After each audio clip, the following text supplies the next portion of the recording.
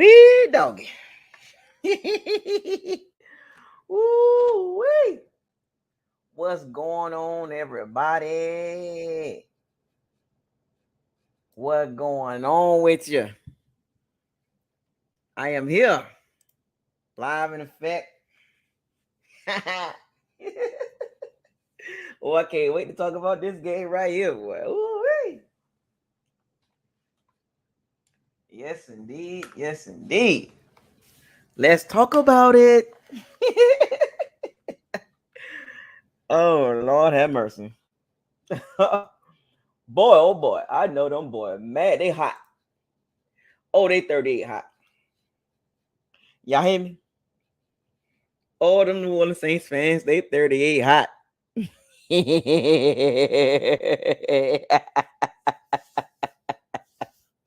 Ooh, they 38 hot. I'm telling you, Bucks fans, oh, they 38 hot. Oh my goodness, bruh.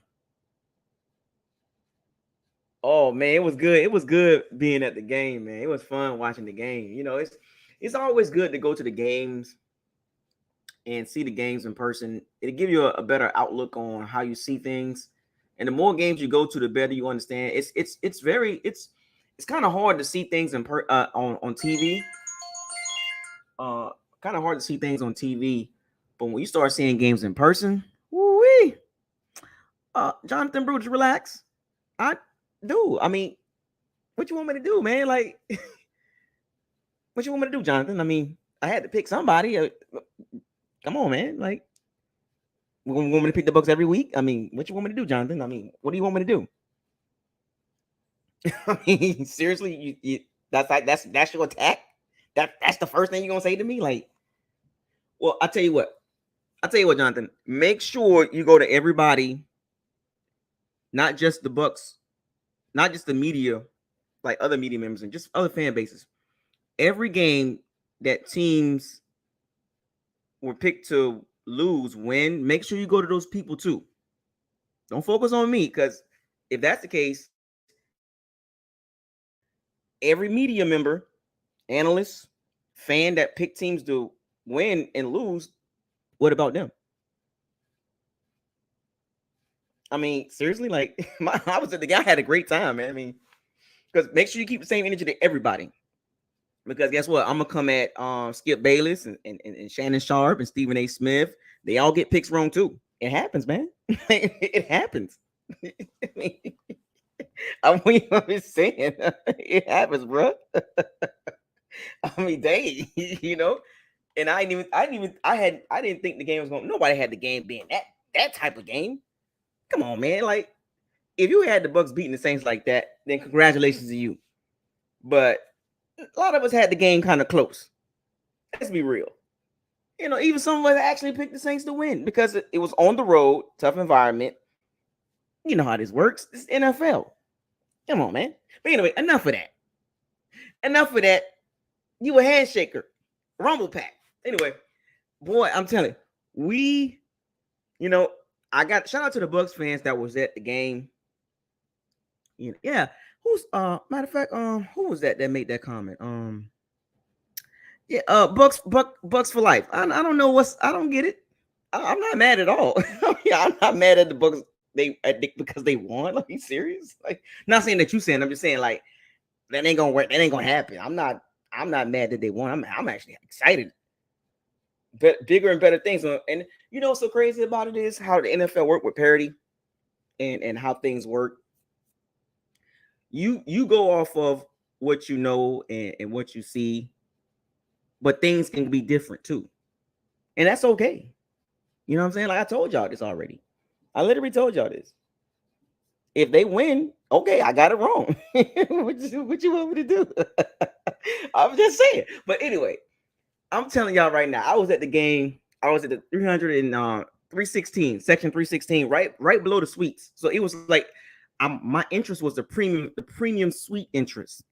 I wasn't actually in the suite, but I was like right there. And and the seats, the original cost for the seat was like $290 something, but I paid like $225. And I bought that ticket for that seat that morning, yesterday morning. And so get to the game. Nice atmosphere. Bucks fans out there representing. Y'all saw me in the video. So when we get in the game, as the game started, they was talking noise. I was sitting there being quiet. But as the game progressed, I started talking because I was like, wait a minute. You know what's so crazy about when you watch games in person, you can literally see things a lot clearer. Let me say this. I'm gonna say this to the Saints fans, and we'll get back to the Bucks. But I want to say this specifically to the Saints fans because I live here and I love talking noise to them too. And that's what I was doing yesterday. And I did it on Twitter too. Let me say this, Saints fans. Did you really think that Derek Carr was an upgrade? All season long, all off season long, all we heard from the media and Saints fans, oh, Derek Carr's the best quarterback in the division, and Derek Carr this, and Derek Carr that, and Derek Carr this. After watching Derek Carr in person, it confirmed what I believed about Derek Carr. Saints fans are in a frenzy right now. They don't know what to do with themselves. Go around and stick your nose out there and your eyeballs out there in social media world right now. And even yesterday, even during the game, even at the game, stick your toes in the room. Saints fans don't know what to do with themselves. That victory, the Bucs beating the Saints in New Orleans, has sent the Saints fan base, the media, the team into a whirlwind. They are in a whirlwind. They don't know what they arguing amongst themselves. Media members arguing amongst themselves. It's funny. It's so funny. Rumble Pack. Yeah, exactly. Rumble Pack. You a handshaker. Rumble Pack. But it's so funny to see the Saints fan base fall apart. Literally. Saints fan base, media, they arguing amongst each other. They fussing about petty stuff. Go on Twitter. You'll see it. All the Saints podcasts. Shout out to y'all. But go listen to them. This is why I always tell the Bucs fans. Hashtag stay humble. See, this is the problem with the Saints fans. They're not humble. They think they're better than what they really are. And watching them in person, let me say this as well. The Saints are in trouble. The Saints are in serious trouble. And I'm going to give you 3 reasons. Dennis Allen, Pete Carmichael, and Derek Carr. Watching that game yesterday, they are in serious trouble. They are at the point where, when you get to the cliff, the rising action, you get to the cliff. It's at a tipping point for them. After 4 games, yeah, they 2-2. They only 1 game behind us. But that team is not a 2-2 team. And they didn't play like it at all. They put up a dud at home. Shout out to the Bucs defense. Shout out to Todd Bowles. Shout out to the Bucs defense. We'll get to the offense in a second. I just want to talk about the Bucs defense. On the road, the Bucs defense had the Saints offense in a chokehold, a guillotine.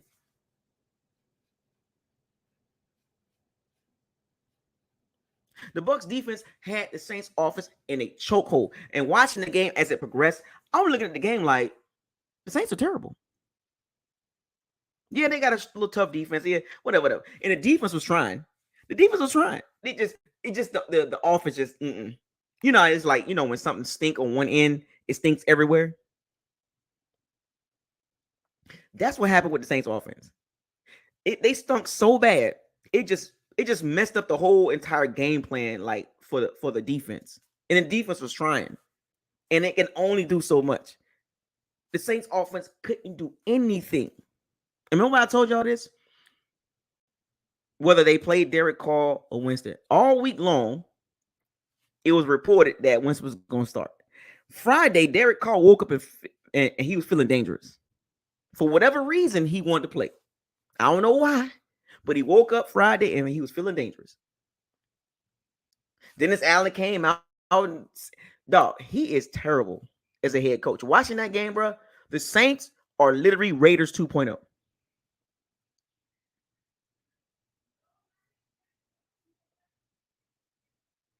The Saints are Raiders 2.0. I'm telling you, watching that game yesterday, man, The Bucks defense had no fear in Derek Carr. And to be honest with you, there was guys running open too. He wouldn't pull the trigger. And I know y'all saw that one ball he threw. I think it was to Olave or to Shaheed, one of them. He underthrew it. It was wide open. And probably would have scored too. He couldn't get the ball. He couldn't get the ball down the field. And when he did get the ball down the field, he was wild with it.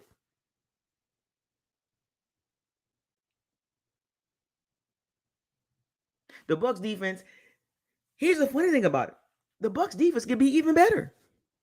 Because they had some lapses in the secondary, but because of Derek Carr and his makeup, he didn't take advantage of it.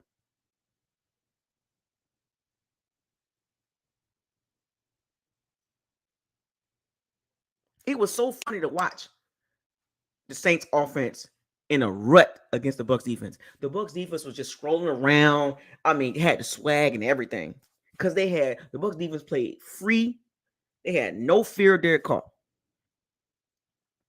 And then Pete Carmichael, the Bucks defense was so good. Pete Carmichael he ran a trick play with Derek Carr and Taysom Hill. I think Carr was like the lead blocker, and it was like a reverse to Alvin Kamara.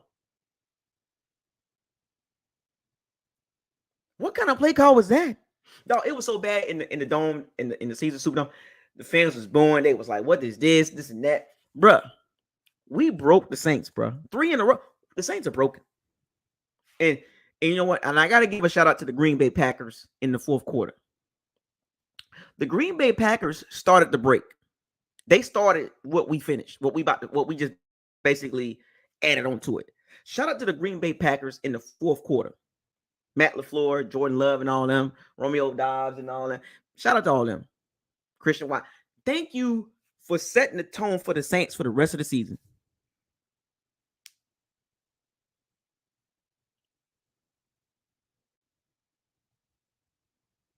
Thank you for setting the tone for the Saints. They're broken.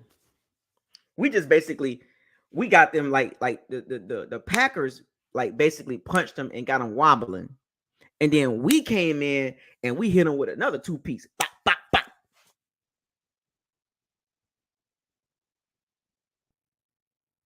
We broke them. We finished the job. Think about it. When you lose a game like that, when you coming off a game when you lose 18-17, you give it 18 points in the fourth quarter, and then you turn around, you got to come and play a tough team at home, a team that's beat you 2 times in a row, and then you lose that game as well. All you got to do is just go back and put the pieces of the puzzle together. It started in the fourth quarter against the Packers. I think half of the team checked out. Watching the Saints and their body language and looking at the Bucs sideline, looking at the Saints sideline, I think the Saints broke it. We finished them. But I got to give credit to the Packers, but we finished them. Yes. We finished them. They broken. That's a broken team. They don't believe in Dennis Allen. They don't believe in the offense. Don't believe in Pete Carmichael. You should have saw. I know Juwan Johnson got hurt, but Kamara, you should have saw the sideline. Remember the Saints? They used to laugh at us for years. But I'm gonna tell you right. Let me be the first to say this. Let me be the first Bucs platform to say this. I don't think the Saints beating us no time soon. I think we finna go on a long winning streak against the Saints. Now I'm not even gonna sit there and say I feel like no, I believe we're gonna go on a long winning streak against the Saints. Remember when Cam Jordan said it's not a rivalry, the Bucs gonna go back to what they used to? No, the tables has turned now.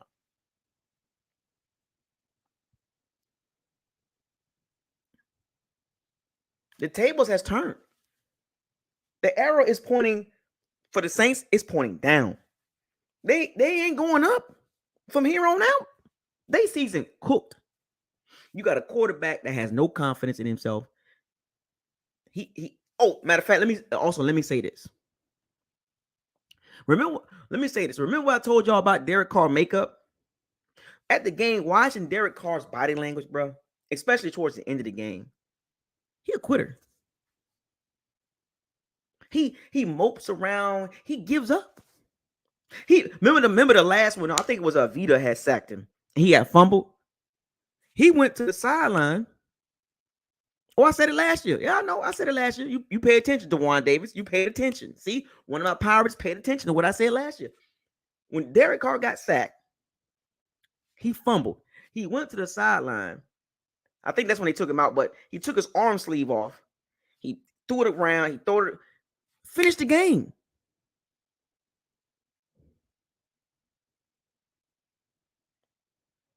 Finish the game. Go out there and fight to the end. He gave up. He went to the sideline, took his arm sleeve off, pushed his helmet around, and sat down.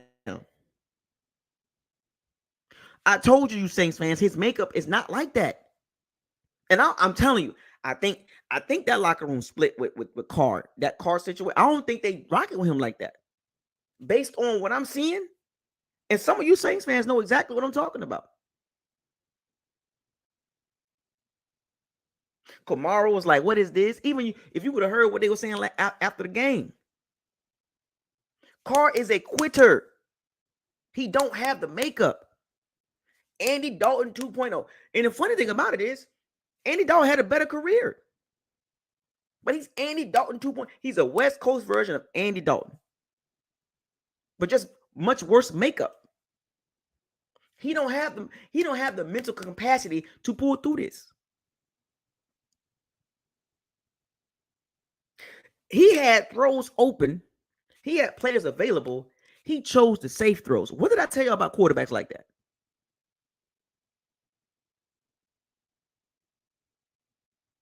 What did I tell you about quarterbacks that take too many safe throws? Don't want to take no chances. What did I tell you about that?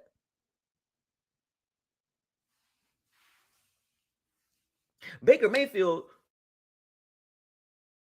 wasn't scared to throw the ball. That's one thing I would say about Baker Mayfield. He might not be the most talented guy physically, whatever. He ain't scared.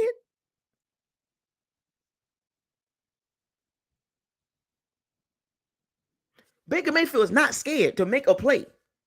Derek Carr is the opposite.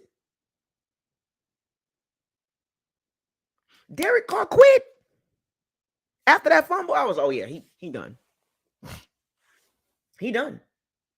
And you know what's so funny is they're trying to make excuses. They're trying to discredit our team, or they're trying to discredit the Bucs defense. Oh, well, what if Carr was really hurt? This no. Stand on that, Saints fans.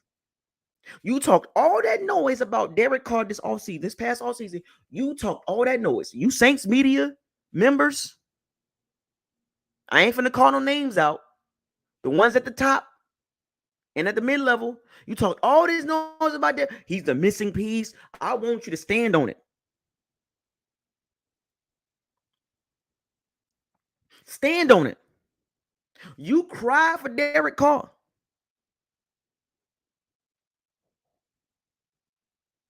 Saints media, stand on your toes about Derek Carr. You asked for this. And I warned you.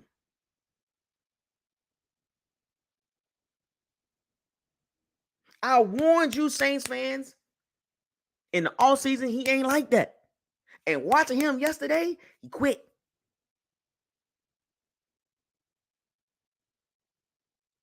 I even had a couple Raiders fans jump on, talk to me a little bit. They ain't surprised by it. Because if Carr was really like that, he wouldn't have left the Raiders. All we heard this all season was Carr, the best quarterback in the division, this, that, this, and that, this, and that, this, and that.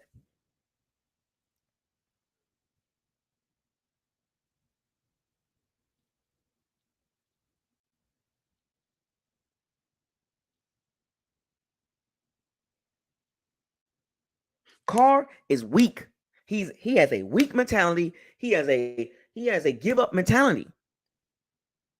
Matter of fact, even before he sat down for the what is like 2 minutes and some change left, he sat down. Even it was like in the third quarter. I knew in the third quarter the game was over with. I was talking noise.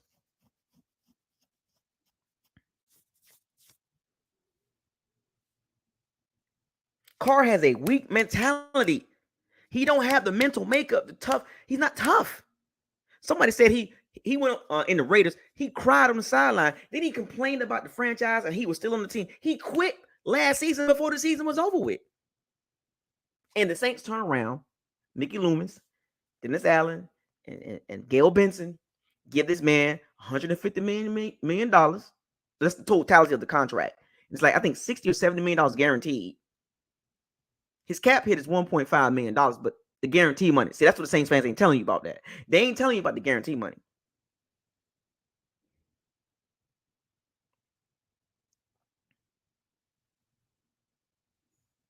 They ain't telling you about that. The Bucs defense was laughing, bruh. Devin White didn't even do much. Levante David didn't even do much because Carl wasn't. He was. Alvin Kamara had 13 catches for 33 yards.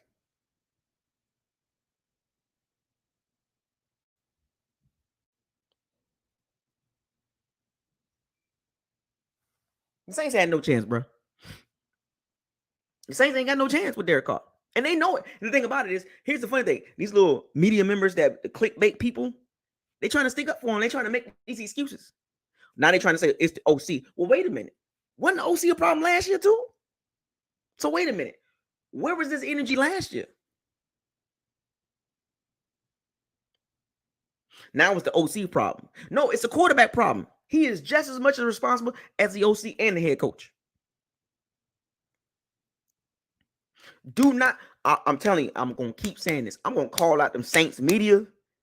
Stand on what you said about Derek Carr. He was the missing piece, and you're wrong. All of you are wrong. And they're not going to admit it because that's the pride. That's the ego. They got their platform to protect. But I'm calling the Saints media and them Saints fans out, the major big Saints fans, the big Saints fan platforms, these groups, calling y'all out. That dude is not the missing piece. He's not built like that. He's a crybaby. He's weak-minded, and he gives up on plays. And he don't know what to do. Remember what I told y'all about Derek Carr when it comes to pressure and blitzing? And the reason why I'm talking like this about the Saints, because for one, they're in our division, and number two, they try to downplay us like we just some terrible, terrible team. Look, I get it. We've been terrible for a long time. We've been terrible. I get it.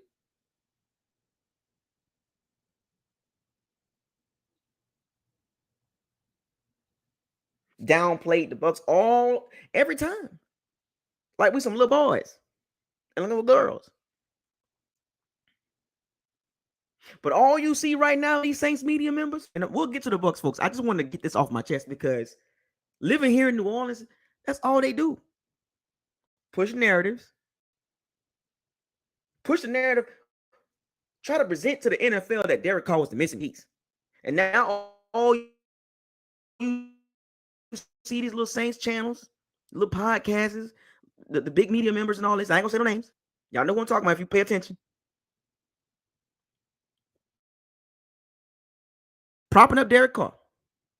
And then the same ones after the game trying to get the deflection off of him. You know it's stooped over here in New Orleans. You know they window been shut.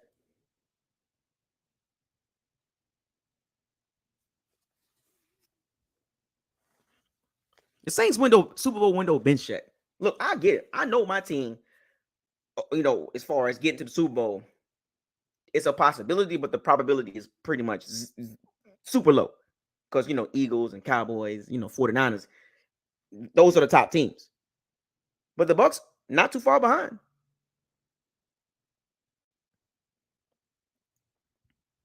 I know we don't match up well against those teams, but the rest of the teams, we're gonna fight and scratch in that. Seahawks, what was it? Seahawks, what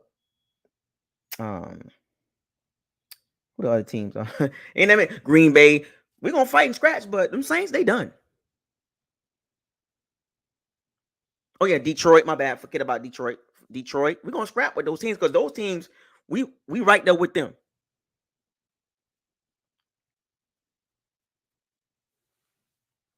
But we know who the class of the NFC. We know that. We got that, right? We played one of them, last Monday. We got that part.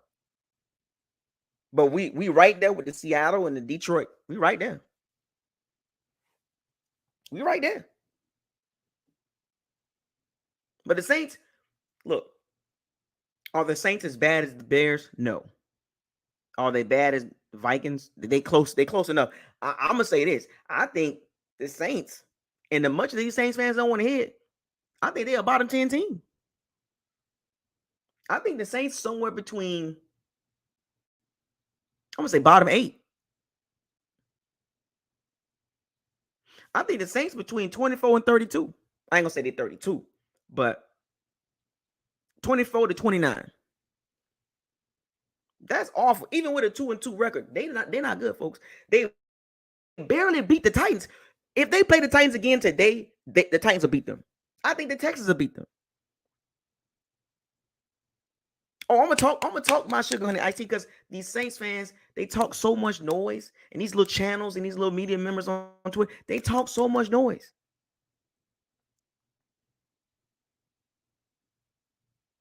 Seriously. And they deserve every bit of this heat I'm bringing them. I'm going to bring the heat on these folks. I'm not going to let them rest. Like I said, we'll get to the Bucs. I just wanted to get this off my chest because I live here. I got to go through this every day. See, y'all don't go through this. I go through this.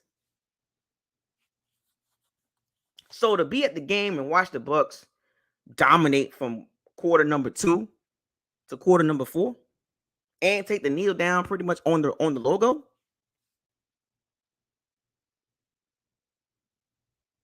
Now they all in a frenzy now. They on suicide watch. They on suicide watch. Dennis Allen has no freaking idea to be a head coach.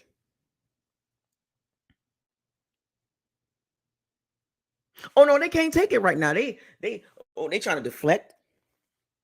They trying to flip the script. Dog, did you know Derek Carr got 2 touchdowns in 4 games?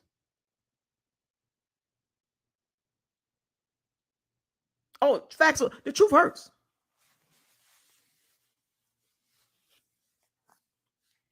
Two touchdowns in 4 games and a fumble. Bottom 7 quarterback in a lot of categories.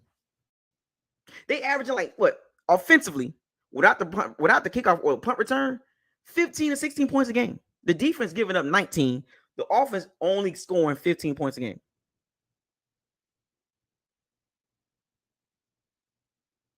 Oh, they mad. I'm not letting them. I'm keeping my foot on their neck. Wait till y'all come to Tampa. Wait till New Orleans come to Tampa. I might go to that game too.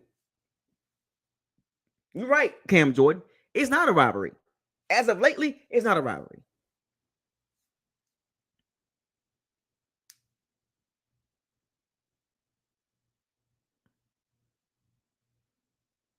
I'm sitting there watching the game because I had 2 caps on. I had my Bucs fan cap on, and I had my football cap on. And I'm giving y'all the football aspect of it. I'm gonna get to the Buck aspect, but I just want to take some time out to give y'all the football aspect of what the Saints thought they had. Yeah, they had 20 straight or 21, 20 straight games of allowing under 20 points. We broke that. We broke the streak. Not only we broke that streak, but we broke them. With the help of the Green Bay Packers, who started the break. The Bucs, pretty much, I ain't gonna say we put a stake in the Saints' dreams for the season, but I don't think they're gonna recover well. They might win a couple games here and there, but I don't believe they're gonna cover well, and it's gonna be some heads rolling. Don't be surprised in a few weeks these Saints making some trades.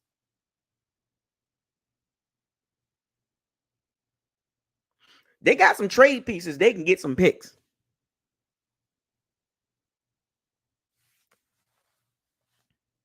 Marshawn Lattimore, Ryan Ramczyk, Alvin Kamara, Michael Thomas. Those are all trade pieces. They can get some picks for those guys. But it looked like, I'm telling you, I'm gonna give it a couple more weeks, but it ain't looking good for them. Offensive coordinator, terrible. Pete Carmichael, he is so outdated. The Bucs didn't even thought it was so easy. Though every time it was a third down, all the Saints routes were pretty much on it going on the outside. They didn't even attack the middle. Devin White and Levante David had probably one of the most easiest games I ever seen them have as linebackers.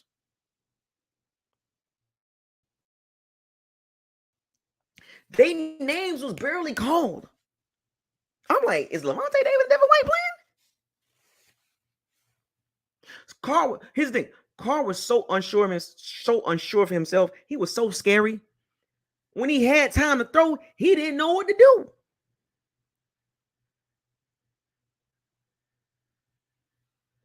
There was several dropbacks where Carr actually had time. He took the safe throws, to protect your stats. I can't make that throw. If you injured, why the hell you out there? What point were you trying to prove, Derek Carr? You made it worse.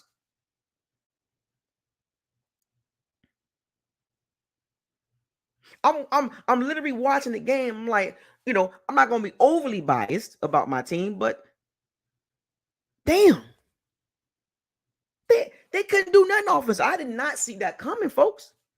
But when I got a chance to watch them in person, oh yeah, they terrible. They got an outdated OC, has no idea how to use what they got, and they got some guys on the team. They had guys open, but they got that quarterback don't fit what they trying to do or what they think they trying to do. He don't. In the Bucs defense knew that. Todd Bowles knew that. Dog, we had Zion McCullough back there, D. Delaney playing safety. We had Izzy, and we had Carlton Davis and Winfield Jr. Because Ryan Neal got hurt.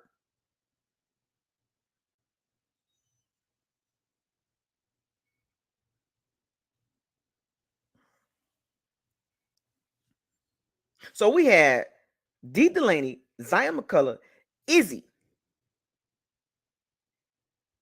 Winfield Jr., and Carlton Davis in the secondary. And the Saints couldn't do nothing. They couldn't throw the ball. Well, they could have. It's just Derek Carr makeup. I told y'all about quarterbacks like Derek Carr. And what's so funny? The analytics, the advanced analytics, and his career shows that. And the Saints fans ignore that part. How did y'all not know Derek Carr is made up like this? How did y'all not know? Nobody knows. The Saints fans didn't do their research. They clearly didn't. They thought they got a Lamborghini with a V12 or one of them high performance engines. They got a Lamborghini with a 4.3.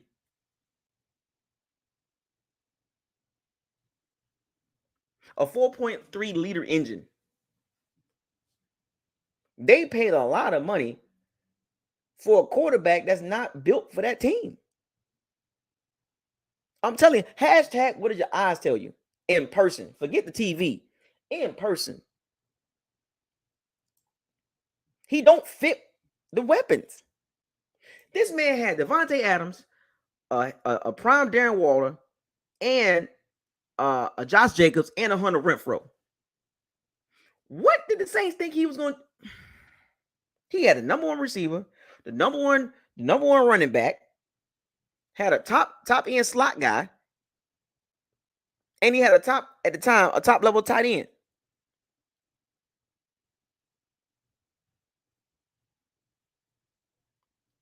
Got a 4-cylinder engine out there behind the driver's seat. What did I tell y'all before the game started? If Derek Carr plays, it's gonna be easy. I literally told y'all.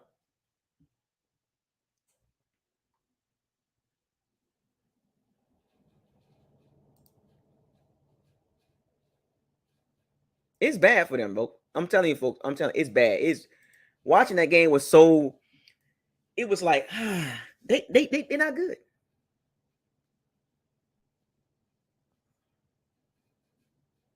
No, they don't listen because they huffing and puffing and you know, so what's so crazy about the Saints fan base is they actually believe they actually believed Dennis Allen when he got Derek Carr. They actually believe that they think, oh, Derek Carr is the missing piece and Dennis Allen got his guy. I would say about 80% of the Saints fan base thought that Dennis Allen and Derek Carr combination was going to do some things. That is one of the worst combinations in the NFL. Coach quarterback. Matter of fact, I'm going to say this. It don't matter who play quarterback. Taysom Hill, Jameis Winston. It don't matter. Dennis Allen, Pete Carr, it ain't going to work. I'm literally watching the game, folks. It ain't going to work. Todd Bowles, we might come at him and give him a hard time. But one thing I want to say about Todd Bowles, he realized I need to make a change.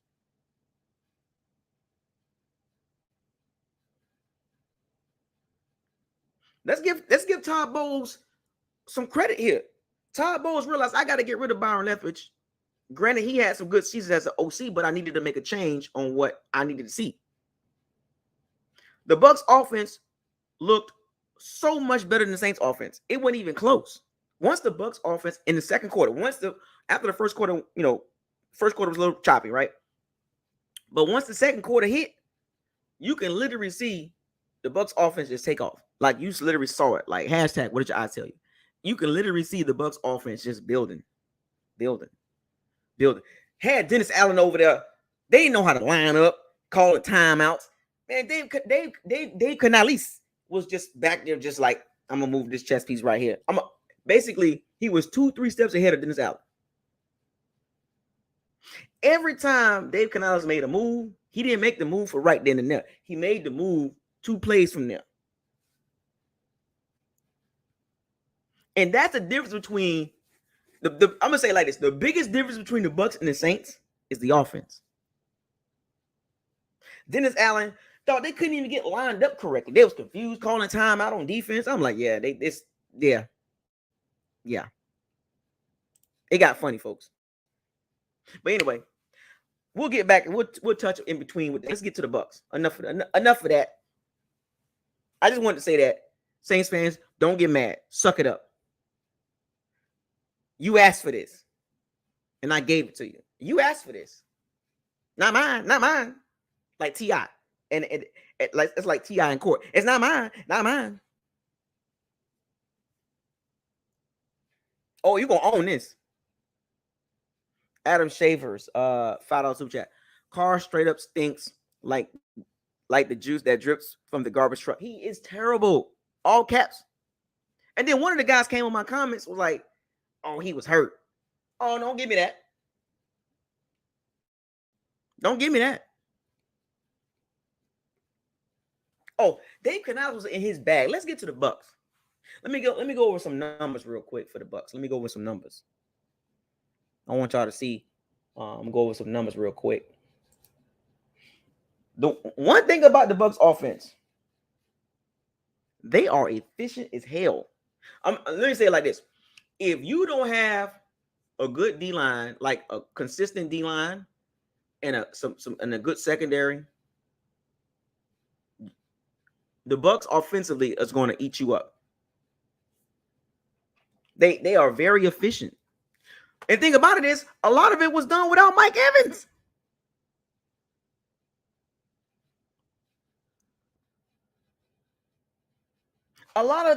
Most of the Bucs yards was done without Mike Evans, which I'm gonna touch on it a little bit. But if they were able to do that without Mike Evans, do you really pay him $25 million?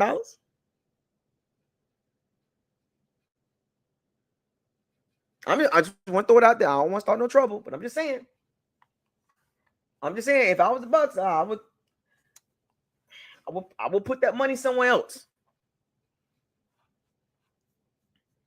I'll put that money somewhere else if I was the Bucs. Mike Evans, my guy. I get it, but I'm saying if the Bucs look like that without Mike Evans, they can draft them. They can. I'm just saying they can put that 20, 23, 24, $25 million somewhere else, like the interior O line or some more D linemen. I'm just saying. I ain't trying to start no trouble. Folks. I ain't trying to down Mike Evans and none of that stuff like that. But I'm just putting it out there. Watching the game yesterday, I'm looking at the Bucs offense like, okay, Mike Evans out, but they still moving the ball with no problem. Now, are they going to need Mike Evans for the Lions and the Bills and the 49ers? Yes. But I'm just saying, against bad teams, they don't really need him. I'm just saying. Against bad teams and a couple of mid-level teams, they don't really need him. Remember when I told y'all before the game with Devin Tompkins and Trey Palmer, we need to see more of them? The only person I didn't see more of is K. Dotton. And he had a touchdown catch. Shout out to K. Dotton. But I told y'all the young guys need to play more. The young guys need to play more. And I told y'all this before the game. Adam Shavers, $5 super chat. You can't have two $20 million receivers. It's not good business sense. Of course it's not. Some Bucs fans get offended by it and they mad and they upset. And I understand that. Mike Evans, Ring of Honor, Hall of Famer down the road. Of course, we know that. But from a business perspective, business is not done. You don't do business with emotion.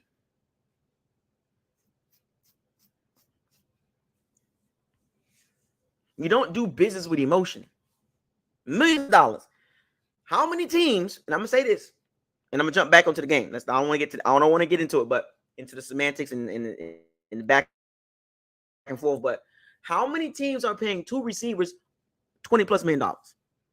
Don't worry, I'll wait. I'm just saying.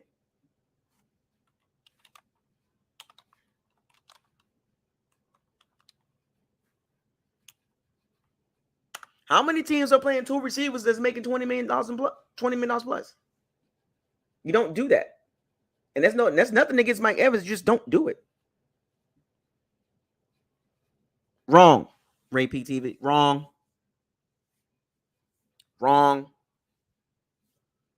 Because you got to put that money in other areas on the team. You don't want to put $40 million into one position group.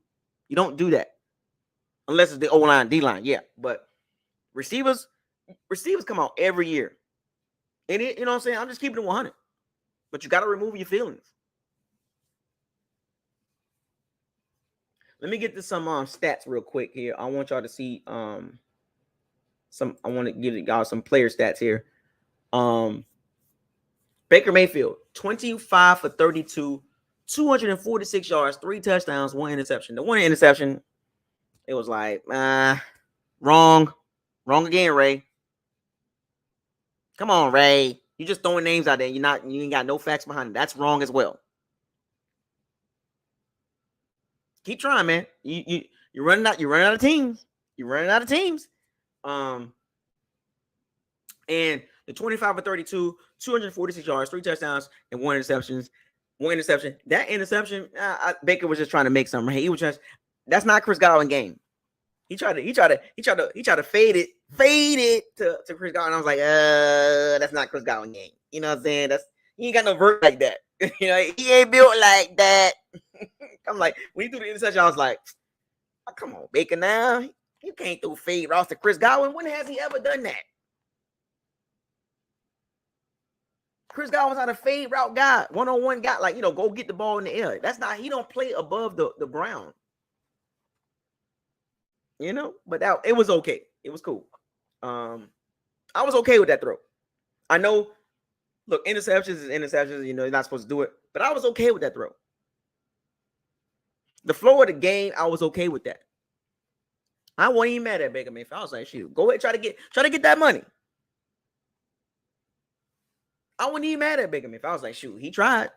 Some people get caught up in, all interceptions ain't always equal. Did I say that right? All interceptions are not equal. The context of the game, what's going on, the situation. Sometimes you just got to try to make the throw. He tried to give his guy the best chance to, give his guy, I think my guy can beat your guy. That was one of them type of throws. I think my guy's better than your guy. And he went for it. He went for the throw, and it was underthrown a little bit. He didn't throw it like with an arc. But the numbers show you Baker Mayfield is very efficient. He's very efficient. He's not going to put up these huge numbers in this offense. Just as I watch the Bucs offense, as time go by, it can happen. But I'm just saying, just based on after the first quarter of the season, this is pretty much they're just going to build on. They're just going to build on this. They're going to be highly efficient. They're really good on third downs. Baker was scrambling around, efficient on third downs. If the Bucs got a 3rd and 5, 3rd and 6, 3rd and 7, they gonna get you. They efficient. They gonna get you. A lot of Dave Canales used a lot of misdirection on his when he calls pass plays. He does a lot of misdirection. I noticed that too. You know, motion, the jet sweep set up this and this and that. Even with the Chris Godwin, with the jet sweep with Chris Godwin trying to throw the ball to I forgot he was throwing the ball to, but he causes a lot of misdirection, and he gives his players free release, gives the receivers free releases off the line. And it's funny because when you watch Devin Tompkins, why hasn't he played more?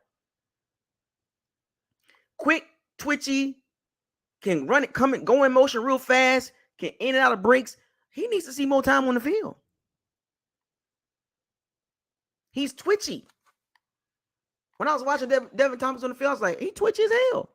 And even in Chris Godwin routes, his route combinations, as I watched the Bucs offense, they don't allow you to jam like that. Unless you got some world beaters in the secondary and you got a great defensive scheme, it's going to be hard to stop the Bucs between 3rd and 1, 3rd and 3, 3rd and 4, 3rd and 7, 3rd and 8. It's going to be hard. Because the way the system is set up, unless you the Bills, the Eagles, the 49ers, the Cowboys, Ravens got a good defense. I'm trying to think of defenses that can play against that. Who else can play against that? I can't think of all the teams right now, but you get what I'm saying. And when watching the Saints, and the thing about it is the Saints defense is not bad.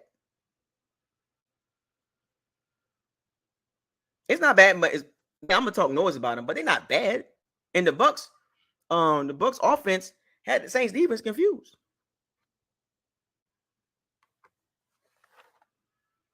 I know it's the first quarter of the season. We got a long way to go, but the arrow is pointing up for the Bucs offense. It's efficient with Baker Mayfield at quarterback. As long as he can stay in this pocket right here, he gotta stay in this pocket. Stay in this pocket. It ain't gotta be 350 yards, 400 yards. For this particular setup, this is good for him. This is great for him. Now, I will say this though. Now I got to get to the running game. Rachaad White had a couple runs, but I got to give you the realness. The running game still need work. I don't know how they're gonna figure it out. It still need work. They had a couple good runs, but Baker Mayfield had 8 runs for 31 yards. 8 runs for 31 yards. Devin Tompkins had 1 carry for 11 yards. So between Baker Mayfield and Devin Tompkins, 9 running backs, that's 42 yards on 9 carries. 9 carries for 42 yards between for non-running backs. So as you can see, Dave Canales kind of like, I got to try to generate some runs. He gotta find ways with Devin Tompkins, maybe Chris Godwin, and Baker Mayfield scrambles to generate some yards on the ground. And I hope the Bucs, as the season progresses, that's a concern for me, because y'all know how this works. When the things get tight down the road, you know, when in the season, you know, we at week 9, 10, 11, and things get real tight, you got to have an effective running game when it get cold. Y'all know this. It's easy. Look, it's much easier to play when it's warm, even the dome, yada yada yada. But I still got concerns for the run game. As good as the Bucs played yesterday, the run game is still an issue. Rachaad White had about 1 or 2 good runs, 15 carries, 56 yards, 3.7 yards a carry. I'm like, man, like Baker's doing some amazing things. But I'm telling y'all, when things start tightening up in the middle of the season, week 7, 8, 9, 10ish, I'm telling y'all, got to have that running game, man. It's all good. We can get away with it now. We got the strong defense and all that. But if you want the offense to reach its peak, that running game gotta happen, bro. At some point, it's gotta happen.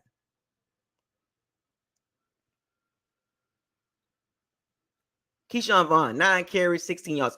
I don't know what's going on with Sean Tucker. Keyshawn Vaughn got 9 carries for 16 yards. He was irrelevant. He didn't do like what? That's my only concern with the Bucs offense. The receivers, like now that the first quarter of the season over with, coming out of the first quarter of the season, I'm gonna give the Bucs a B. Right. My biggest concern is the running game, the run blocking, and the running game. That's my biggest concern. Outside of that, I ain't tripping right now.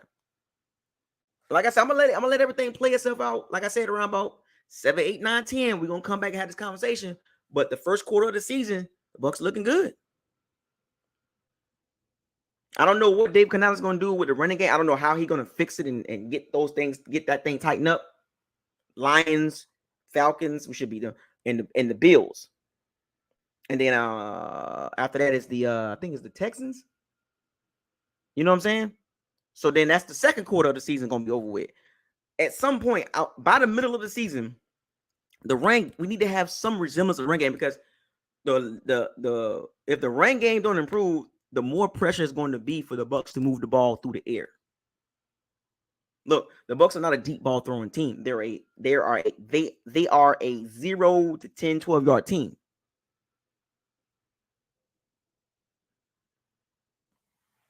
The Bucs are really good from 0 to 12 yards, moving the ball through the air. But if they want this offense to reach its maximum peak, they got to be able to run the ball. That's my biggest concern. Run blocking, Tristan Wirfs too, including him. He got to block better. All pro. Yeah, I get it. I got to hold him accountable too. Got to hold Dave Canales accountable. Got to hold that O-line accountable. And Rachaad White got to be more consistent. You're the number one back. 3.7 yards a carry, 15 carries. That means you getting touches and you're not producing at the run game. But the passing game, you good.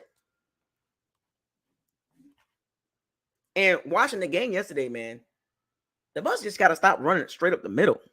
I don't know what's up with these Bucs and these dive plays. It's like, fam, like, Dave, like, what the toss sweeps at? What the counter trades? You know what I'm saying? What a wham blocks at? What are RPOs? You know, what are, you know, the zone traps?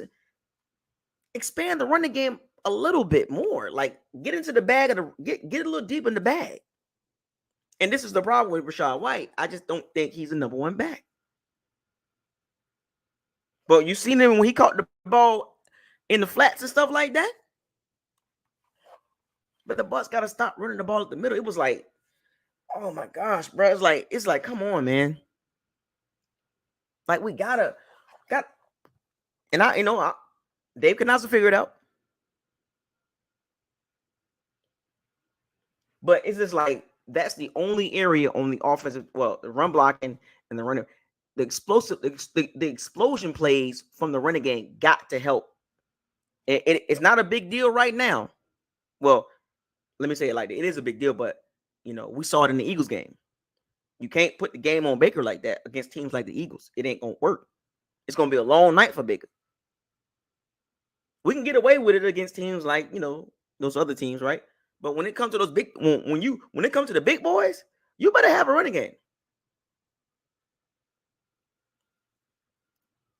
As a matter of fact, here's a prime example. Last night when you saw the Jets in the Chiefs game, Patrick Mahomes didn't have a good game. But guess what? The Chiefs was able to run the ball with Isaiah Pacheco. Sometimes the quarterback just ain't gonna have a good game. Sometimes the defense is gonna have a good game plan. And look, we 3-1, not taking nothing away from the Bucs, but I'm just giving y'all the bigger picture, midterm, long term. The late October, November, December weeks. They just got to get better. Okay. I don't know. I don't know. Some people say make a trade for Jonathan Taylor. I'm gonna tell you like this: if the Bucs keep winning like this, why not?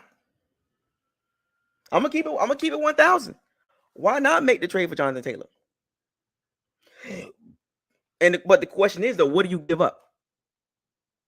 What do you give up to go get John? If the Bucs continue to win at a high pace and they continue to do good and be efficient through the air between 0 and 12 yards, do we go get Jonathan Taylor? Or do we go trade for an O lineman? I'm just throwing some things out there. If the Bucs want to reach where they're trying to go at, and I get it, they're trying to get to the Super Bowl. They want to get to the Super Bowl. I get it, but I got to be honest with you. It's going to be tough. Cowboys, 49ers, Eagles. It's going to be tough going through the. Think about it. We win a division. We're going to be, let me see. So the Cowboys, 49ers, Eagles. So you will say those three teams going to finish with really good records.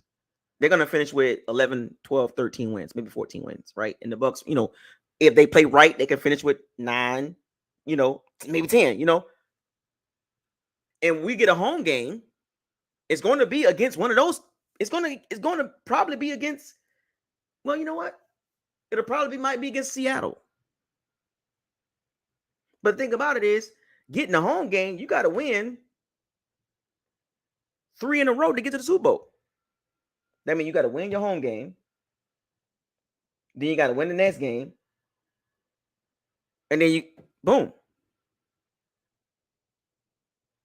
You got 4 division winners and 2 wild cards.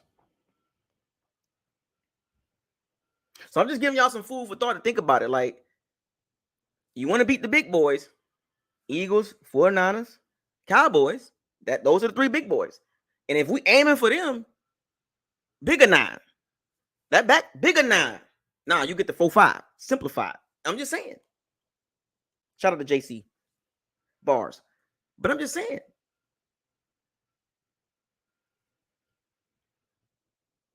Like I said, we'll get away with not having a running game in some of these games, but I'm just saying, you want to get to the big boys, you want to beat them, and we literally played one with no running game. You see what happened? They too good. When you get to that level, they too good to just be one-dimensional. Because they're going to take away what you like to do. Y'all saw the game last Monday night. It wasn't good. Our first real test, like our first, last week was our first real test, didn't pass.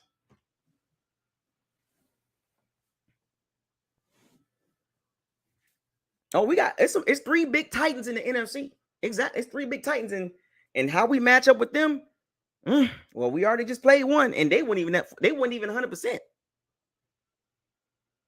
Oh no, I know we're not 100%. I'm just saying, like, if they play like that and they still beat us by 14, so if we play to our maximum potential and the Eagles play to their max, we still don't match up. If that makes sense. And I'm not taking nothing away from the Bucs. I'm not trying to prop the Eagles up, but I'm just saying, if both teams play to their max, we still don't match up. You feel me? And it's like I said, I'm not trying to, they go, but no. It's just the reality of it. If both teams play like they played last Monday and they wasn't really healthy and they trying to work out some things, that goes to both teams. And we know how the Cowboys match up against the Bucs. And we know how the 49ers match up against the Bucs.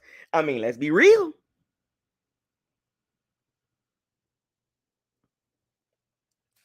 I'm just giving y'all, look, I don't know what's gonna happen. I'm just giving y'all from a football perspective. We already saw one team, and we already know how we match up against the 49ers and Cowboys.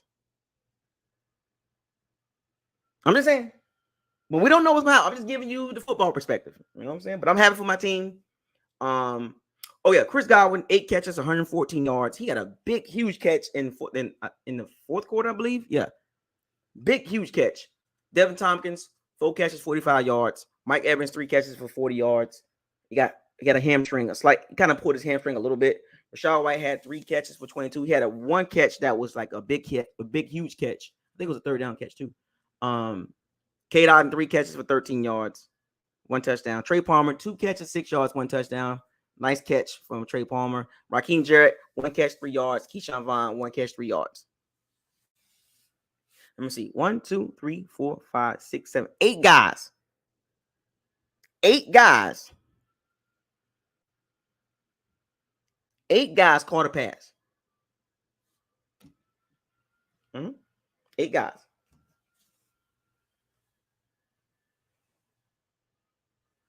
Yep. Spread the ball around. Shout out to Jake Kamada. 4 punts for 190 yards, 47 and a half yards per punt, 2 inside the 20. So he punted. Chase McLaughlin, 2 field goals, 51-yard field goal. He made all these extra points. So the special teams, the return unit still kind of bothered me.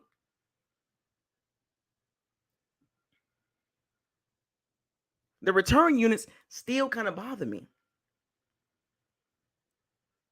You know what I'm saying? Keep on. I still don't like Keep Armstrong. But I want to give the biggest shout out to the Bucs defense though. They had the Saints offense in the chokehold. Let me go down a list of my individual shout outs. And if I miss somebody, it's for a reason. Okay. Antoine Winfield Jr. Boy, oh boy. That dude, I don't know how much they're gonna pay him. But I'm just saying. They're gonna have to pay him what Jesse Bates got. Justin Simmons, Jesse Bates. I'm just saying. Winfield Jr. needs top 3 safety money. This is why the Bucs, I understand why they were so hesitant to play Mike Evans. This is why they don't want to pick Mike Evans. You got some big contracts coming up. That's all I was trying to get y'all to understand. Get out your feelings about Mike Evans and look at the bigger picture. You got to pay Antoine Winfield Jr. top 3 safety money. That's a lot of damn money. Almost $20 million for Winfield Jr. a year. Almost $20 million a year. He probably going to reset the position. Number 2, Tristan Wirfs. That's another guy you're going to have to pay a ton of money to.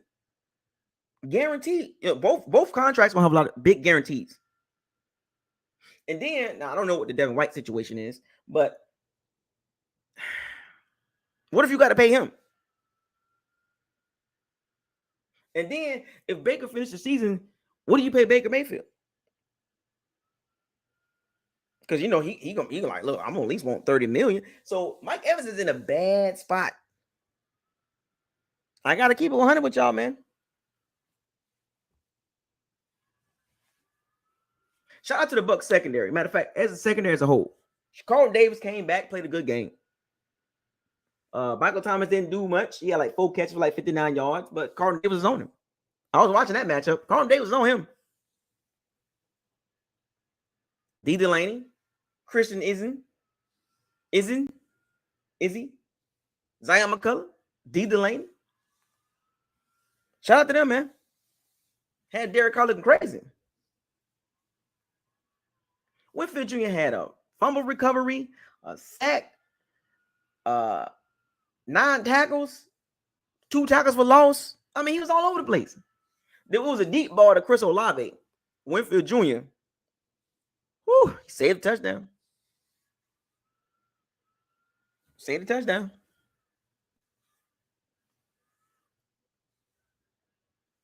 And the thing about that deep ball that Derek Carr threw, it hung in the air too long too. He threw it kind of late too. Not watching the game and everything.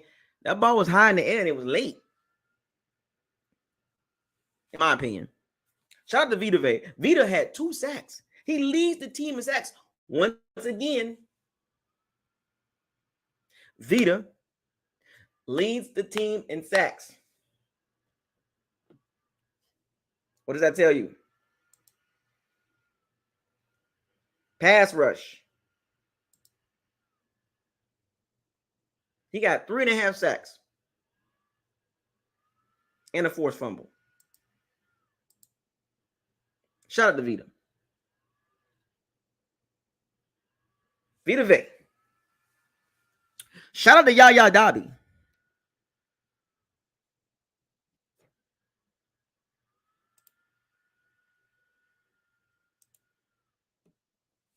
I saw Yaya Dobby got it. Guy made a couple plays. Okay. Shout out to Todd Bowles.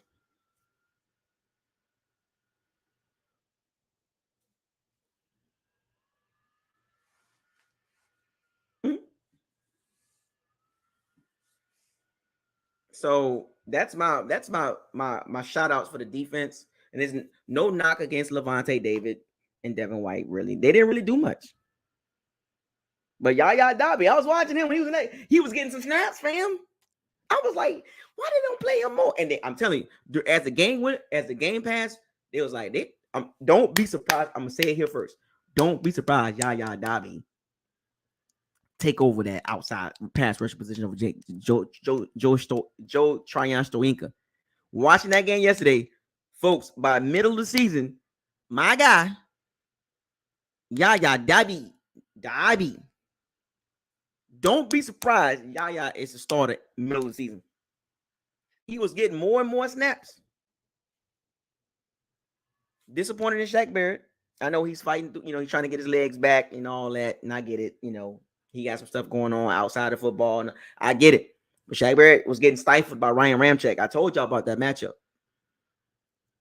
For whatever reason, he doesn't do well against Ryan Ramczyk's, the Lane Johnson type tackles. He just can't do nothing. They're just too big for him. Joe Tryon Stoinka, disappointed.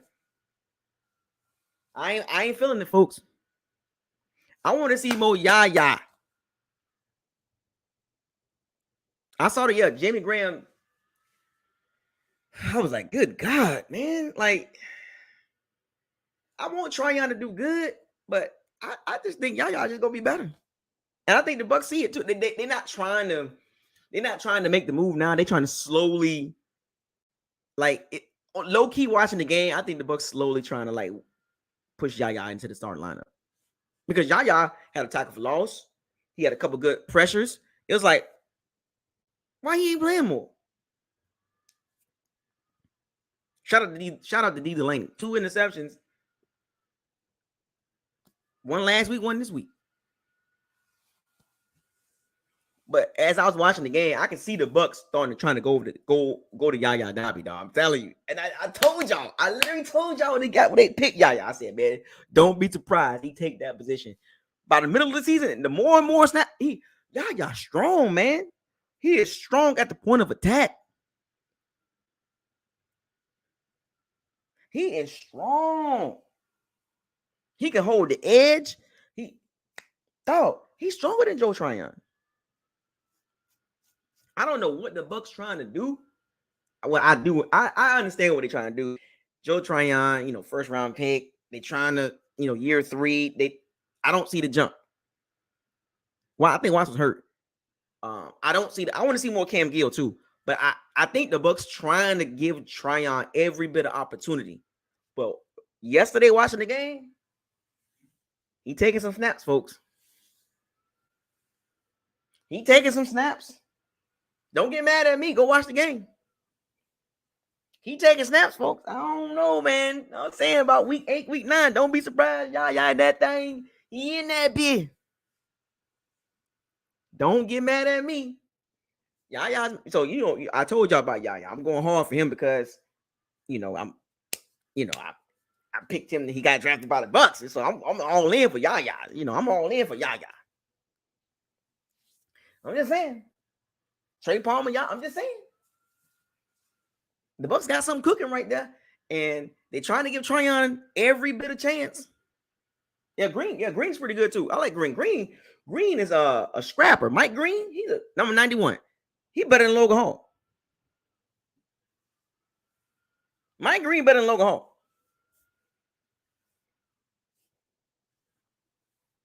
Yep.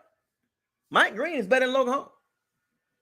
And look, Logan Hall, I ain't gonna be too hard on him. It's his second year, but I wanted to see. I seen a couple things from him that was pretty decent, but he still got a lot of work. He still got a lot of work. Mike Green, man. Mike Green.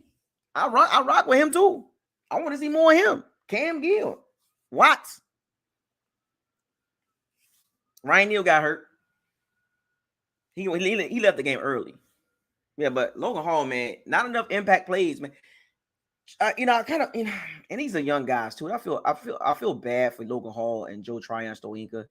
I just think they at this point, like it. Tryon look like somebody said one of our favorite words here, jag.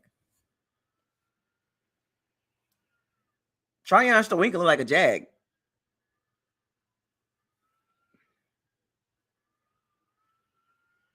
Because Logan Hall and Tryon, they're not doing anything. Dog, I can name several, matter of fact, rookies this year in this draft class on the D line, outside linebacker, doing better than them. I can name guys in Logan Hall's class doing better than him. And going back to Joe Tryon, I can name guys that's rookies right now and last year, second year players and third year players playing better than him. And it looked like Tryon is just a jag. Joe Tryon Stoinka, he looked like a jag, and then Logan Hall is kind of in that same box. I think Kalaji Clancy going to probably have a bigger impact than those guys right away. In my opinion, I believe Kalaji Clancy, from the little bit that we did see, I think, in my opinion, he's going to have a bigger impact than Logan Hall and Tryon. And this is what I was trying to tell y'all. Oh, man, I wish the Bucs just would have set the team back. Can you imagine if those two guys would have been like more impactful on the D-line? Think about that for a second, folks. Those are two hot picks. One at the top of the second round and one at the back end of the first round. Last pick of the first round. Can you imagine if those two picks were impactful? Oh, my goodness. With Kalaji Clancy? Oh, my God. With Vita? Oh, my gosh. I'm just saying.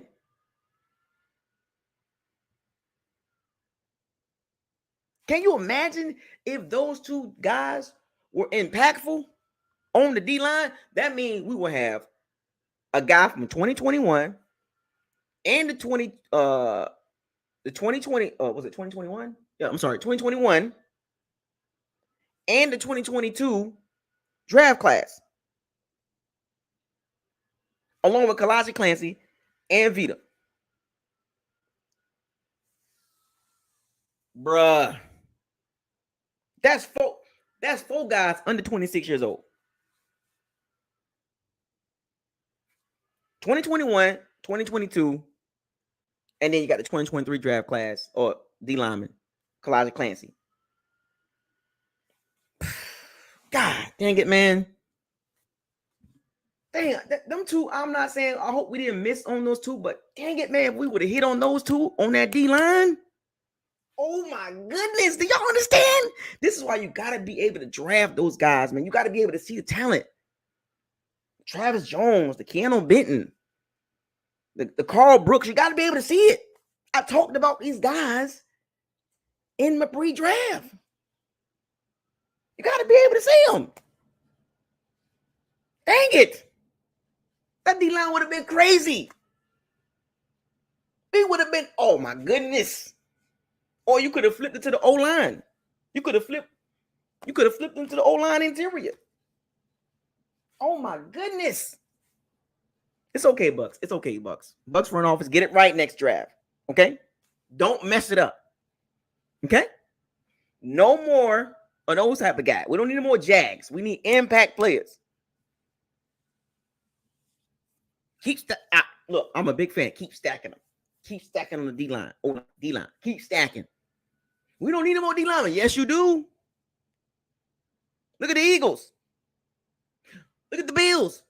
Dolphins. Like, we don't need no more D-linemen. We want another receiver. Man, F your receivers. Get more D-linemen. Trenches matter. Hashtag trenches matter. Don't give me that. I draft D-line every year in the first 2 rounds or 3 rounds. Draft out of them 3 rounds, draft at least one. Every year. First round, second round, third round. D-lineman. One of those rounds. Draft one. Because when you wake up, 2 years later, 3 years later, you're like, man, we got some. Woo, our D line nasty. Maybe the Bucs, maybe the Bucs will figure it out. They got Kalijah Clancy, 2024, another D lineman, maybe 2, right? 2025, another D lineman. You see how this works? You keep doing it. The Eagles doing it. Jalen Carter, Jordan Davis, Nolan Smith. Why can't we do it?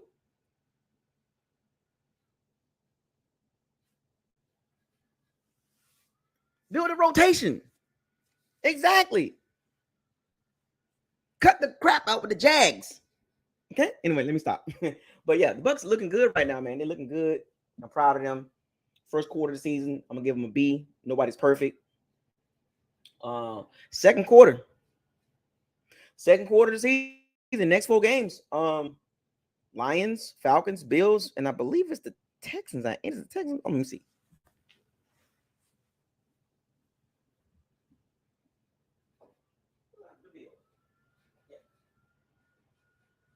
Yeah, I was right. Yep. Lions, Falcons, Bills, and Texans, man. That's our next 4 games. Second quarter of the season here, folks. We gotta look at this. Let's take 4 games at a time, right? 1 game at a time, but in quarters, right? In quarters. It's gonna get real fun in quarter 3 and quarter 4. When it's injuries and scratching and clawing, nobody's healthy. And when our bye week came early, so we gotta stay healthy now. Like, think about that for a second, folks. Week 5 or week 6, basically, right? We no more bye weeks. We don't get 2 bye weeks, folks. The Bucs gotta stay healthy now. So what we seen in the first couple of weeks with Clancy and Evans and Neal and Dean and Davis and White, we can't have that moving forward. We can't afford nothing like this moving forward because we don't have a bye week to get healthy. Our bye week came early. Thank you, NFL schedule makers. You knew what you was doing with the Bucs, trying to screw us. But yeah. But them Saints fans, they are in shambles right now, folks. They are in shambles. What somebody said? So we got flex to 425. I see. I'm okay. Relax. I see the comments. So the Bucs and Lions got flex for 425. That's one good thing about the flex, the ability to flex games. You know what I'm saying? Like, because you gotta put a good product in the prime. And well, 425 is not a prime time slot. The prime time slot is Sunday night and Monday night and Thursday. But 425 is the late game. That's when people kind of like, they got drinks in them and they still want to see good games. Those games are always set for good matchups. And the Lions and the Bucs are a good matchup. That's a good matchup. Shout out to the NFL schedule makers for flexing the Bucs into that slot. For flex, because they all see the NFL, the Giants, the Jets, they keep throwing them in the prime time. You know how that works. But big media markets, right? But the Lions and the Bucs that's a good game. It's a legit game. It's legit teams. You know what I'm saying? I bet you the Saints fans wish they had Dan Campbell as the head coach. I bet you any amount of money. Remember now, Dan Campbell was the tight ends coach for the Saints. And he took Aaron Glenn with him to Detroit. And look what they built. O-line, nice. D-line, nice. I bet you any amount of money the Saints will trade for Dan Campbell right now. To be honest with you, I'm a harp on the Saints. I'm going to keep talking notes about them. The Saints had 3 options. They could have picked well, I'm gonna say last year. The Saints should have Doug Peterson, Eric Bieniemy. And then this offseason, they could have moved on from Dennis Allen and Shane Steichen. Like, the Shane Steichen got the Colts looking pretty decent on offense. Dog, the Saints offense is one of the worst in the NFL. One of the worst offenses in the NFL. Do you hear me? The Saints blew it. They blew it. 2 seasons in a row. You could have moved off of Dennis Allen, Pete Carmichael. and you didn't. Even the Arizona Cardinals offense looked better than the Saints offense. The Jets offense looked better than the Saints offense. The Saints are terrible. Yeah, I said it. They terrible. They're not as good as they thought they were, and they don't want to admit it. And you Saints fans, the sooner you admit that, the sooner you will feel better. And you know what's so funny? I don't see no Saints fans in the chat room. Y'all notice that, right? Oh, wait, see, I told y'all, see, this is why I don't deal with the lukewarm fans. This is why I laugh at the wishy-washy fans. Like, look, I'm okay. People like use the word real. I'm a real fan. I'm a real this. I'm a legit diehard Bucs fan. I'm legit. I've been doing this platform for 7 years now, so there's no questioning my loyalty to my team. Whether we win, lose, whatever the case may be, I'm gonna stand for my team. But Saints fans, I'm quite disappointed. I don't see some of y'all in the chat room. I am quite disappointed in the chat. I'm disappointed in the Saints fans that's usually in here sticking up for their team. They're not in here today. Not in here today. For whatever reason, they probably licking their wounds. They probably feeling some type of way. I'm just saying. I just want to keep it 100. Where y'all at? I mean, y'all was in the chat room all week long, and then all of a sudden, it's like, oh, I ain't got nothing to say. No, staying on your team. See, that's what separates me from a lot of fans, because I stand with my team, win, lose, or draw. If my team play bad, guess what? I'm here. I'm here making the video. If my team play bad, I'm here making the video. I'm never gonna be quiet with the Bucs. I go see my team play.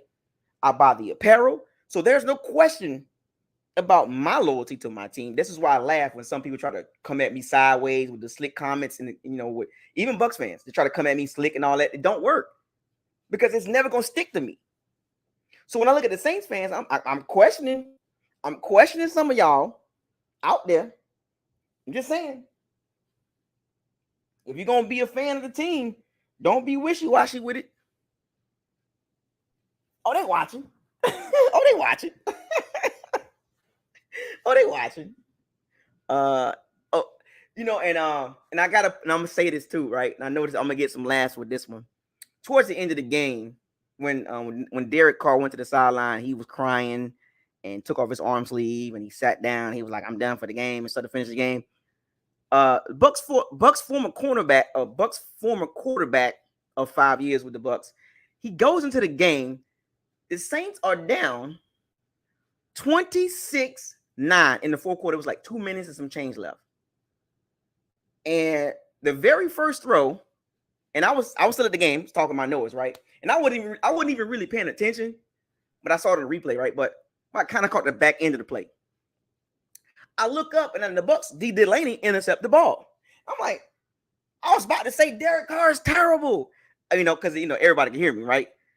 And I was about to say Derek Carr is terrible, and I happened to look up, and I was like, "Is that Winston?" I was like, "Oh Lord!" Immediately I said, "Watch this." I said, "Watch social media blow the hell up.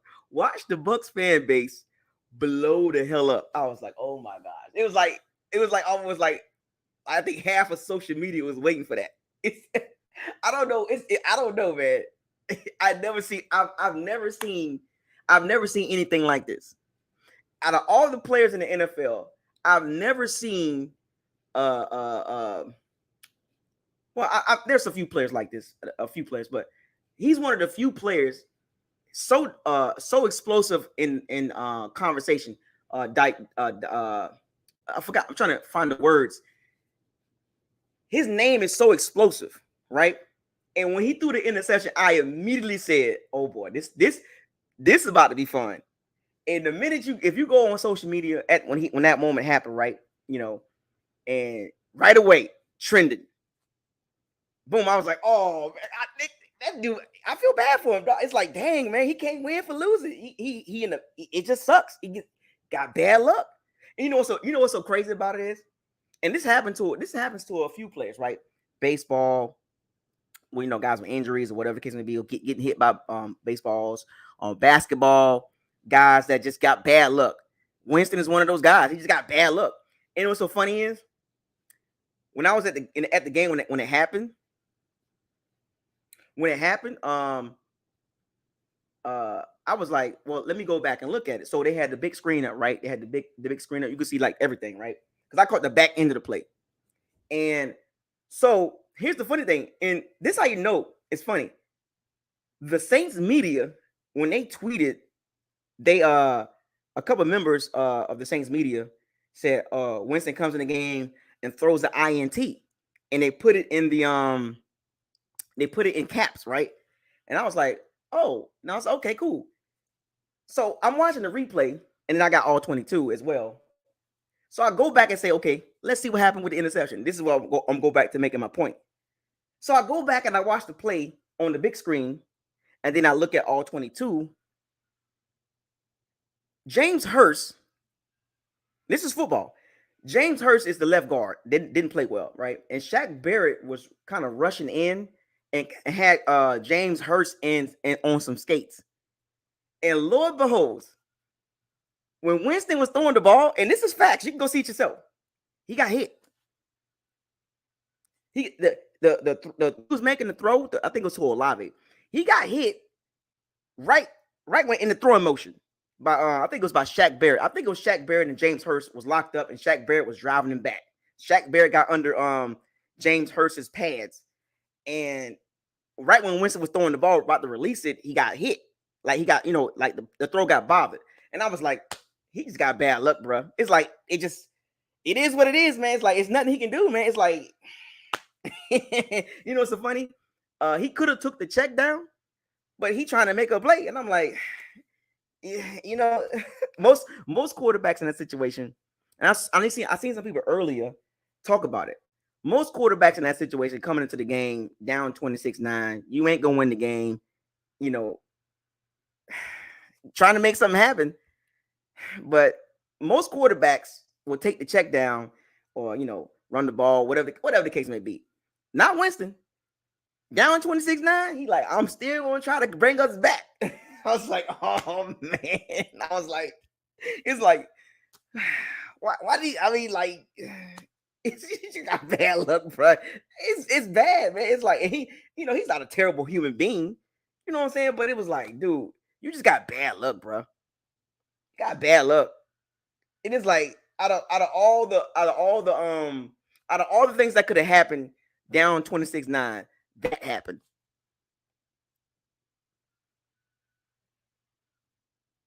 And this is what I'm saying. Like, it's good to laugh at it and make your memes and fun. But when you go back and you add, it's all I always say. When I talk about Derek Carr, I add context, right? I add context. I add context to a lot of things I talk about because I was at the game.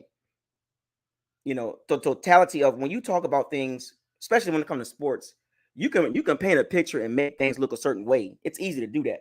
But it's so funny in that situation. I didn't even and the thing about it is I didn't even see the whole play. I just happened to go back and look at it. Because at the moment it's like, oh, he threw an interception. Oh, what is he doing? You're down 26-9. Just take the check down and get up out of there. No, not Winston. He like, shoot, I'm trying to sling us back at the game, 26-9. I mean, he could have easily took the check down. He trying to get the touchdown right away. And then what's so crazy?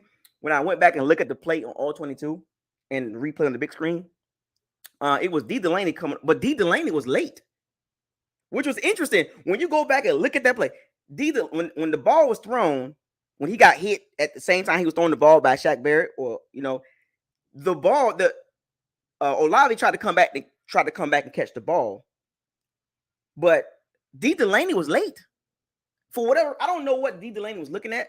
Yeah, he got the interception. Look, he got the interception. That's what matters. But I'm just saying, like, Chris Olave was streaking down the sideline open. When I went back and looked at it, he was streaking down the sideline open. I'm like, Lord have mercy. This is what my point is you got to be alert at all times. Got to be alert at all times. But that particular play, I know it's fun to laugh at and all that good stuff. But man, D. Delaney, shout out to D. Delaney getting that interception. But what was he looking at? And and I got, matter of fact, let me say, shout out to Shaq Barrett. I'm glad he made that play. I'm glad he what's the word I'm looking for? Why am I missing words? I'm glad Shaq Barrett interfered with that throw, if that makes sense. I don't know if that's the right word, but I'm glad he disrupted. I'm glad Shaq Barrett disrupted that throw because Chris Olave was open. He was actually behind D. Delaney because he had to slow down to come back for the ball, but the ball was underthrown. But shout out to Shaq Barrett because, man, come on, D. Delaney, tighten up. You can't be doing that. Yeah, affected. He altered the throw. That's what. Hey, thank you. He altered and he affected or deflected or affected the throw because D. Delaney was looking in the backfield for whatever reason. I guess he didn't think Winston was going to throw the ball. Because if you go back and look at the play, it was funny when it happened. But when you go back and look at it, it's like, woof. You feel me? It's like, oh, boy. You know what I'm saying? So you got to be careful sometimes. It's funny. He threw an interception. But sometimes it's like, that's just bad luck, bro. It sucks. It sucks for him, man. You know what's so crazy? This goes back to Derek Carr, too, and Dennis Allen. You're down 26-9. If I'm not, I think somebody said this too, and some of the Saints fans were talking about this after the game. They were saying all week long, even in the media, the big name, everybody was talking about Winston was going to start. Derek Carr said, "I'm playing." So that shows you right there. My point is, when it comes to the Saints locker room, just as a whole, I don't think the locker room's on the same page. I think there's some friction going on. Chris Olave wasn't happy. Michael Thomas wasn't happy. Rashid Shaheed wasn't happy. I think Winston wanted to start, but he wasn't. He didn't look happy. We just gotta watch the body language. Alvin Kamara, he didn't look happy. No, it's bad. I'm telling you.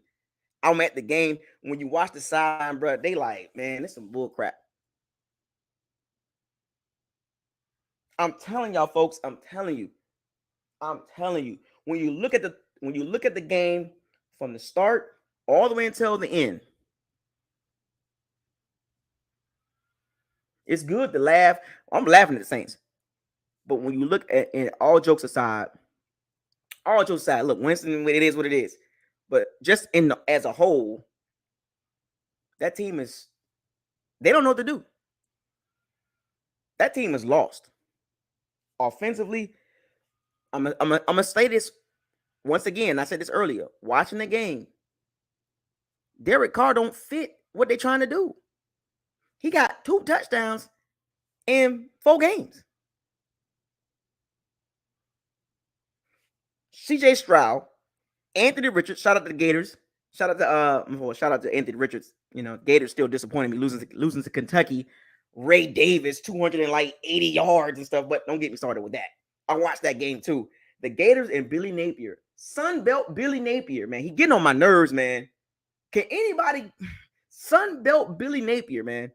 Don't get me started on the Florida Gators, man. Anyway, Anthony Richards, CJ Stroud look better than Derek Carr. Not even close.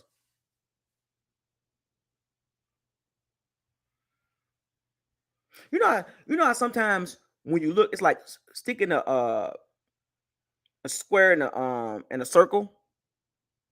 It's like he don't fit. Like I'm just giving you from my point of view. I could be wrong, but from what I'm seeing, Derek Carr don't fit that locker room, man. He don't, man. I'm telling you, if Saints fans don't want to admit that, some of them already admitted it very little bit. But Derek Carr don't fit that culture.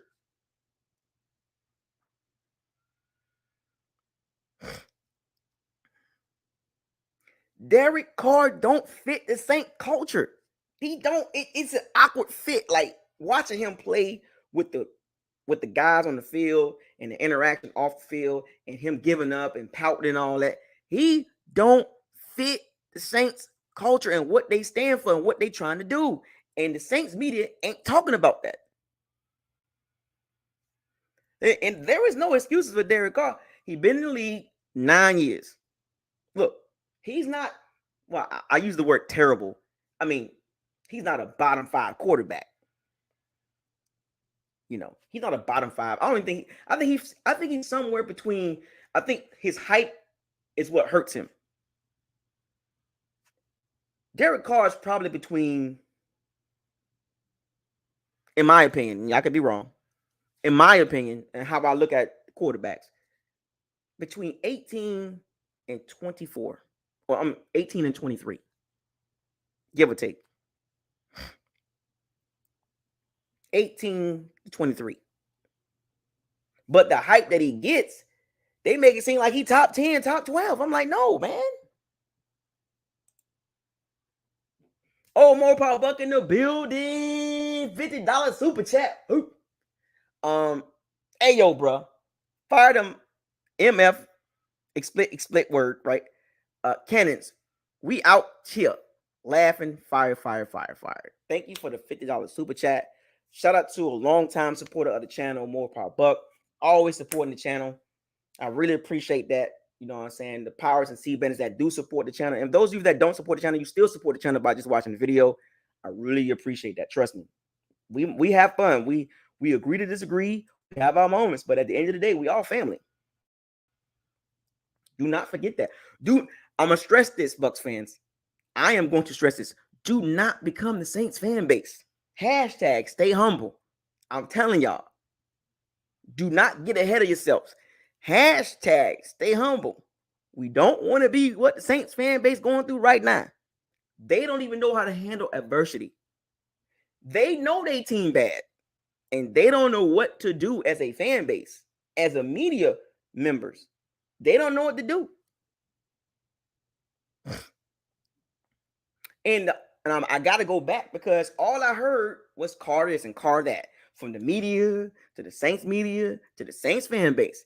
And now they got to sleep on. They made the bed and now they got to sleep on it. Own it. And I have yet to see the major channels, the major platforms for Saints own it. They were wrong about Derek Carr and they don't want to admit it. Because you see what they're doing? Now it's Pete Carmichael. But why wasn't it Pete Carmichael last year?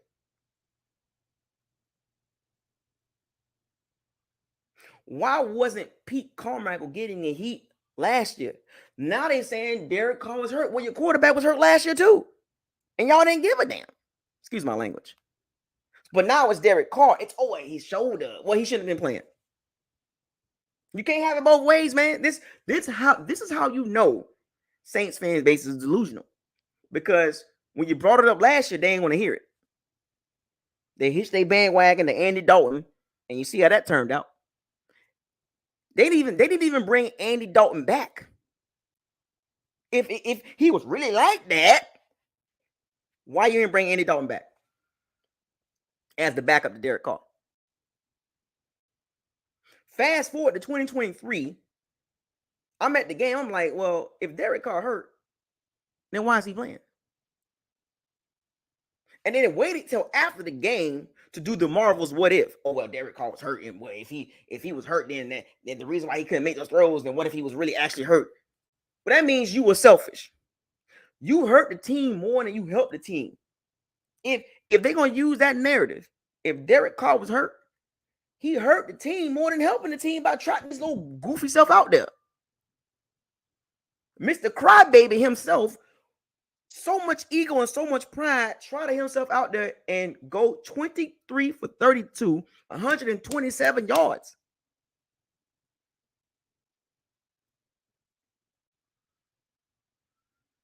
And then they want to talk about, his sprained shoulder. What if he was really hurt and he's not 100%? Don't want to hear it. Because if that's the case, Head coach, OC, and quarterback all need to be held accountable. You didn't want to do it last year. Exactly. It's gonna be a long year for them. And they know it. And I'm telling you, let me clap my hands. They know it's gonna be a long year. And they don't want to admit it. I'm telling you, folks, I'm gonna be on them. And the reason why I'm doing this because I live here. I'm gonna be on them all year. I'm not letting them breathe. I'm gonna make sure every week I'm on them. They better win. I'm telling you. Every week they don't win, I'm on them. I'm on them. Like flies on sugar honey iced tea. I'm not letting up. I'm going to put them in the guillotine. They're going to get tired of me over here. They're going to get tired of Buckles Locker. They're going to be like, man, Buckles Locker is relentless. I am him. I am the same person on the Buckles Locker, and I'm the same person at the game. If you was at the game and you saw me, if any one of them saw me at the game, I guarantee they'd be like, yeah, he like that. So I'll be trying to tell you, Bucks fans, you come around me in person, I don't back. I am who I am. Especially when it comes to football. Don't try to be slick and try to be extra. That don't work. Because I'm going to get you. And I was actually waiting for some of these Saints fans to try. I was at the game. I made it clear. I'm at the game. And I'm going to make it clear when I go to the Bucks games. When I go to Tampa. Bucks fans, if you go to the game, I'm going to be there. And one or two of those games, come on out there. I am who I am in person. It is what it is. I don't put no facade up, and I don't try to put this fake image up. That's why I be trying to tell y'all. Try to tell them Saints fans. They tried a little bit. A couple of them got a little offended because I kept saying Derek Carr is terrible, and some of them got offended. But they weren't gonna bother me because the energy that I was giving them, it was basically don't F with me. I'm out here enjoying myself. I'm talking football. Now, if you want to go outside of football, we can take it there. But I'm just saying. Keep it football. Bucks fans, Saints, it don't matter. Keep it football. Keep it football. It was two young ladies screaming the whole entire time. Saints fans, season ticket holders. I'm talking about they was aggravating. They was annoying everybody in the area. Bucks fans, Saints fans, anybody who was in that area. Every time the Bucks had the ball. I'm talking about it was so annoying. And they was like probably about 3 or 4 seats, there was a row in front of me, but about 3 or 4 seats to the right. They tried to talk to me. I told them young ladies, move around. Move around. And then after the game, they try to come talk to me, like, walking by, leaving. And I'm like, I wasn't even looking at them. Move around. I don't play that, man. Don't try to be extra with me.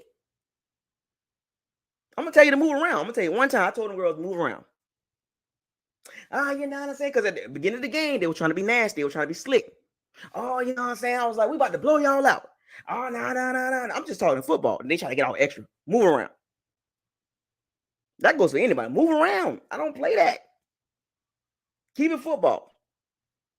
If I sense you trying to be slick, I'm going to let you know one time. I'm going to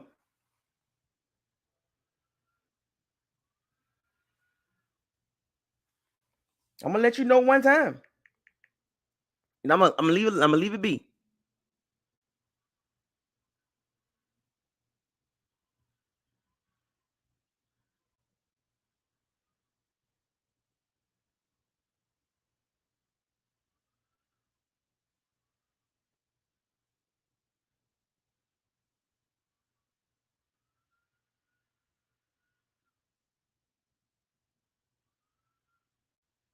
Yep.